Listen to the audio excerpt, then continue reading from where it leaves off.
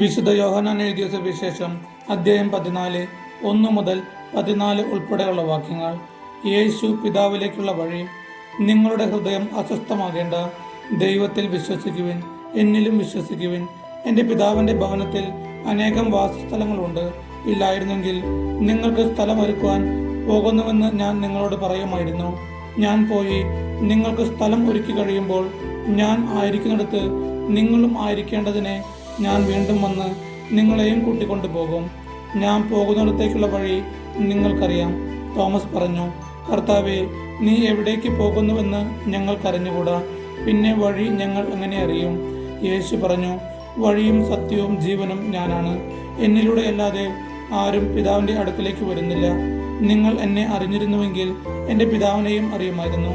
ഇപ്പോൾ മുതൽ നിങ്ങൾ അവനെ അറിയുന്നു, നിങ്ങൾ അവനെ കാണുകയും ചെയ്തിരിക്കുന്നു. ഫിലിപ്പോസ് പറഞ്ഞു, കർത്താവേ, പിതാവിനെ ഞങ്ങൾക്ക് കാണിച്ചു തരിക, ഞങ്ങൾക്ക് അത് മതി. യേശു പറഞ്ഞു, ഇക്കാലം അത്രയും ഞാൻ നിങ്ങളുടെ കൂടെ ഉണ്ടായിരുന്നിട്ടും ഫിലിപ്പോസേ, നീ എന്നെ അറിയുന്നില്ലേ? എന്നെ കാണുന്നവൻ പിതാവിനെ കാണുന്നു. പിന്നെ പിതാവിനെ ഞങ്ങൾക്ക് കാണിച്ചു തരിക എന്ന് നീ പറയുന്നത് എങ്ങനെ? ഞാൻ പിതാവിലും പിതാവ് എന്നിലും ആണെന്ന് നീ വിശ്വസിക്കുന്നില്ലേ?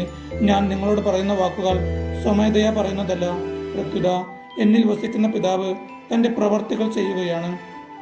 ഞാൻ പിതാവിലും പിതാവ് എന്നിലും ആണെന്ന് ഞാൻ പറയുന്നത് വിശ്വസിക്കുവിൻ, അല്ലെങ്കിൽ പ്രവർത്തികൾ മൂലം വിശ്വസിക്കുവിൻ. സത്യം സത്യമായി ഞാൻ നിങ്ങളോട് പറയുന്നു, എന്നിൽ വിശ്വസിക്കുന്നവനും ഞാൻ ചെയ്യുന്ന പ്രവർത്തികൾ ചെയ്യും. ഞാൻ പിതാവിൻ്റെ അടുത്തേക്ക് പോകുന്നത് കൊണ്ട് ഇവയേക്കാൾ വലിയവയും അവൻ ചെയ്യും. നിങ്ങൾ എൻ്റെ നാമത്തിൽ ആവശ്യപ്പെടുന്നതെന്തും പിതാവ് പുത്രനിൽ മഹത്വപ്പെടാൻ വേണ്ടി ഞാൻ പ്രവർത്തിക്കും. എൻ്റെ നാമത്തിൽ നിങ്ങൾ എന്നോട് എന്തെങ്കിലും ചോദിച്ചാൽ ഞാൻ അത് ചെയ്തു തരും. നമ്മുടെ കർത്താവായ യേശുവിന്റെ സ്തുതി.